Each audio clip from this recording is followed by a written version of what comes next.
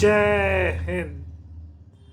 पूर्व सैनिक दोस्तों, डिफेंस न्यूज के चैनल से सुविधा तोमर रिटायर्ड आपका स्वागत करता है।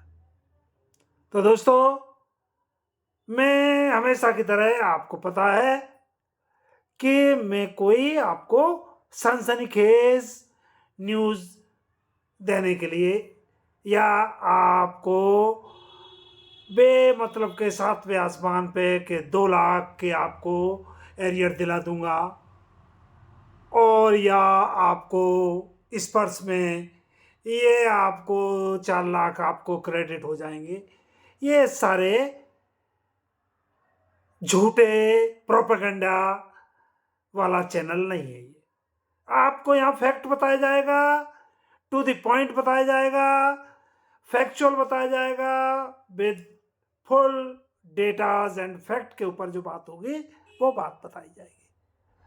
और अभी तो जो करंट टॉपिक चल रहा है आपको पता है पूर्व सैनिक दोस्तों, आपके आंदोलन के बारे में, उसके बारे में बताया जाएगा।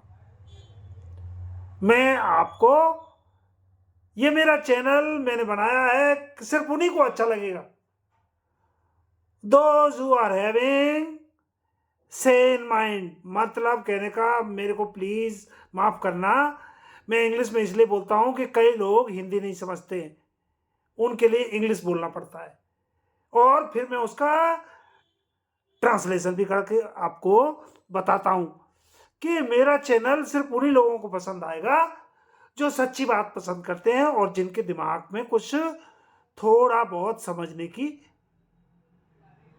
कुवत होती है। उन लोगों के लिए मेरा चैनल बिल्कुल वो बेकार कहेंगे जिनमें सेना में भी वो रहते हुए ऐसा ही टाइम पास करके आ गए, उन्होंने डेली ऑर्डर तक नहीं पढ़ा। बाकी ऑर्डर्स तो छोड़िए, डेली ऑर्डर्स जो यूनिट में निकलता है, अगर उसको एक आदमी 15 साल 20 साल 25 साल या 30 साल जैसी भी उसकी सर्विस रही हो, अगर उसको पढ़ता रहे तो सेना का या उसको नॉलेज की कोई कमी नहीं रहेगी। तो चूक जिन्होंने डेली ऑर्डर तक नहीं पढ़ा और सिर्फ सब्जी और बंगलों में जो घास खोदते रहे और वहां आटा पिसाते रहे और कुत्ता घुमाते रहे या घर में उनके डोमेस्टिक सर्वेंट बनके झाड़ू पोछा लगाते रहे, उनको समझ में नहीं आएगा ये। उनको तो वही झूठी बातें अब पसंद आती है। तो दोस्तों, कम टू द पॉइंट आपको मैं बताता हूं। पूर्व सैनिक भाइयों, आज का व्लॉग मैं एक ऐसे विषय पर बनाने जा रहा हूं कि उस पर आप सभी निश्चित ही मुझसे एक राय होंगी या एक राय रखेंगे। जैसा कि सभी को ज्ञात है कि सैनिक और पूर्व सैनिकों के साथ मिलिट्री ऑफिसर्स द्वारा किए गए अन्याय और सरकार द्वारा भी होने वाले अन्याय, भेदभाव, शोषण जो किया जा रहा है, उसके विरोध में 10-12 महीने से हमारे पूर्व सैनिक आंदोलन के रूप में संघर्ष कर रहे हैं। ये तो आपको सभी को मालूम, पर हमें यह सच्चाई स्वीकार करने में हर्ज नहीं होना चाहिए। We should accept with full honesty कि हमारा आंदोलन सफल नहीं हुआ है और इसको हमारे आंदोलन को सरकार ने कोई भाव नहीं दिया है आज। मतलब सरकार ने किसी भी तरीके से हमारे आंदोलन की तरफ कोई, they have not even send A peon, एक चपरासी भी, या सरकार कोई इसके ऊपर संज्ञान नहीं ले रही है और इसको आंदोलन को टोटली वो यूजलेस बंदरों की उछल कूद के तौर पर देख रहे हैं। ये बात आपको सभी को पता होना चाहिए दोस्तों, ये हमको सबको स्वीकार करना पड़ेगा।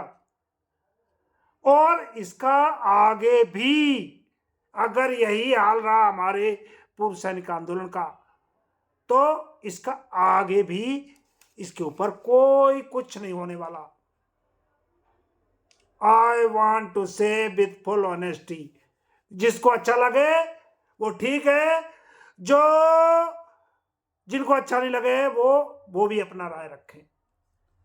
तो दोस्तों, पर इसके क्या कारण है, हमारे आंदोलन के असफल होने के क्या कारण, हमें उन पर पुनर्विचार करना होगा, हमें उन पर बार बार मंथन करना होगा। जैसे हमारे सैनिक संगठन, उसके कारण क्या है कि हमारे सैनिक संगठन आपस में एक दूसरे से ही लड़ रहे हैं। जैसे इनके अपना बहुत बड़ा इनके ऊपर है ना, इन्होंने है ना पूरी देश का इनको वो मिल गया है, बहुत बड़ी पावर मिल गई है।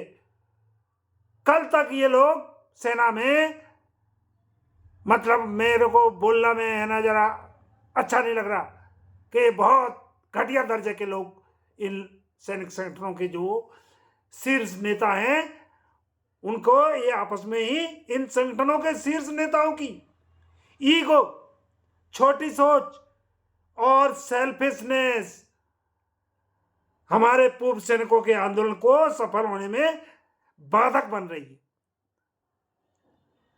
हमारे संगठनों की एकता में अगर सबसे बड़ा कोई रोड़ा है तो वह है एक अनुशासनहीन गुंडा, आतंकवादी के गेटअप में जंतर मंतर पर या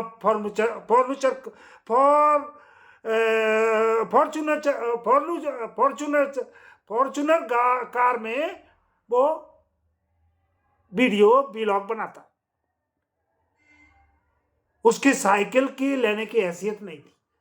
मैं बार बार कहता हूं, इसकी साइकिल लेने की हैसियत नहीं थी, पर इसने पूर्व सैनिकों को, हमारे सीधे साधे गोलीबाज और हमारी वीर नारियों और हमारी फैमिली पेंशनर को इसने बेवकूफ बना के कि हम 7.5 लाख माताओं बहनों की पेंशन बढ़वाएंगे और 28 लाख पूर्व सैनिकों की मिलिट्री सर्विस पे उसको बढ़वाएंगे।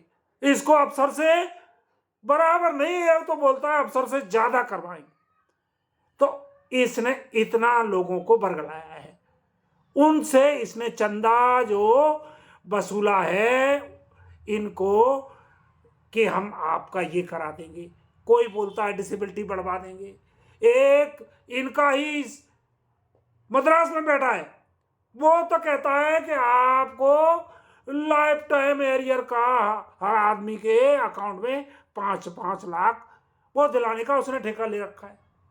तो ये लोग चंदा चोर, इन्होंने हमारे पूर्व सैनिकों का जितना सत्यानाश किया है और उनके आंदोलन का जितना भट्टा बैठाया है, इनसे बड़ा और कोई जिम्मेदार नहीं है।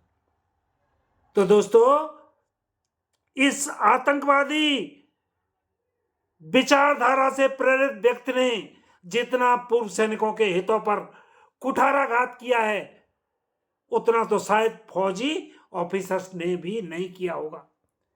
यह हरामखोर ब्लॉग में सरेआम उन सभी को गाली गलौज करता है जो इसके गलत कार्यों का विरोध करते हैं। कल तो इसने ताज्जुब कर दिया। एक कोई हमारे सूबेदार पाठक साहब जो कानपुर में शायद डिसेबल्ड सोल्जर है, उन्होंने इसके चमचागिरी में या इसकी बड़ाई में कुछ लिख दिया। अब तो ये उसी को लेके छाती पीट रहा था ऐसे करके कि देखो ये है वीर, ये सबसे बड़ा क्रांतिकारी, जो कि भगत सिंह के बाद इसी का ही नंबर आता है। और भगत सिंह को तो इसने पीछे छोड़ दिया है। सेल्फ ग्लोरिफिकेशन, आत्ममुग्ध होके ये अब ये गाली गलौज करने लगा है।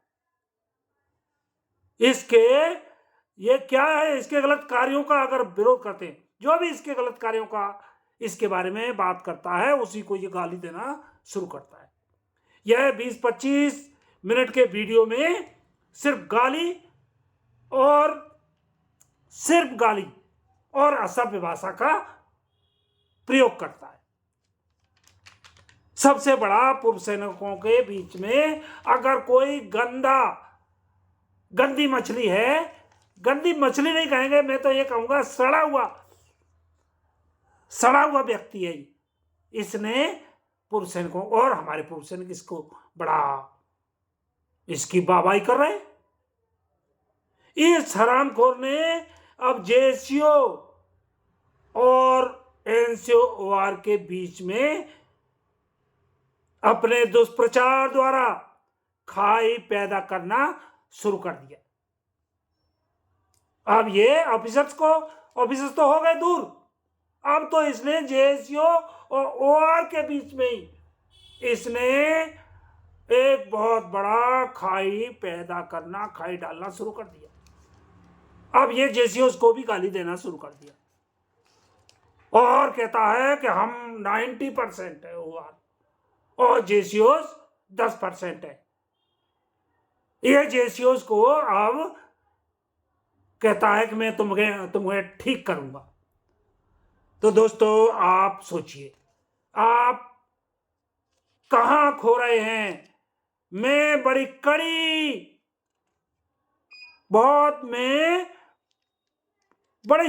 स्टडी करता हूं, एक वीडियो इन लोगों के कि मैं इस पे बात रखता हूं, मेरी कड़ी दृष्टि से इनके ऊपर, और मैं पूरा सारा फैक्ट के बाद में बोलता हूं। तो पूर्व सैनिकों से अब मेरा निवेदन है कि अगर जल्दी ही इस गुंडे व अनुशासनहीन तत्व पर अंकुश नहीं लगाया गया तो यह हमारे आंदोलन को भविष्य में भी सफल नहीं होने देगा। आज दिन तक तो इसने भट्टा बैठा ही दिया है।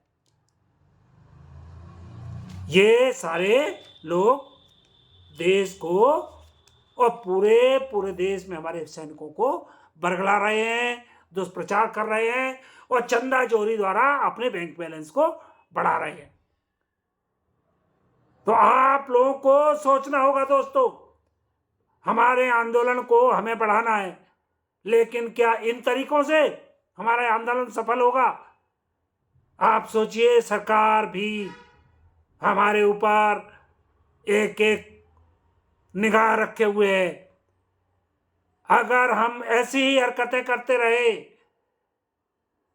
या हमारे कुछ आदमी, कई आंदोलन हमारे संगठन हैं जो बड़े एकता के लिए प्रयत्नशील हैं, लेकिन इस अकेले गुंडा तत्व द्वारा हमारी सैनिक एकता में सैनिक एकता नहीं हो पा रही।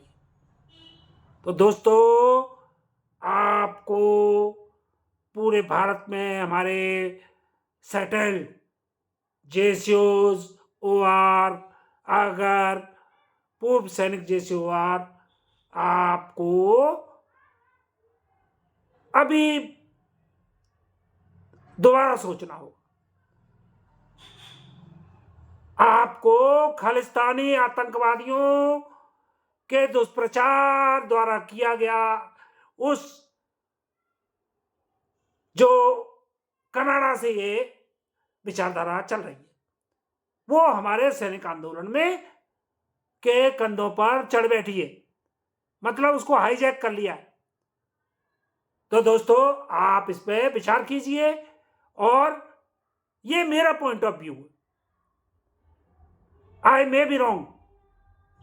What is your point of view? You must convey through your comments. आप अपने कमेंट से अपने पॉइंट ऑफ व्यू को रख सकते। तो दोस्तों, आज का व्लॉग मैं यहीं दी एंड करूंगा, अगले व्लॉग का वादा करता हूं। तो दोस्तों, जय हिंद।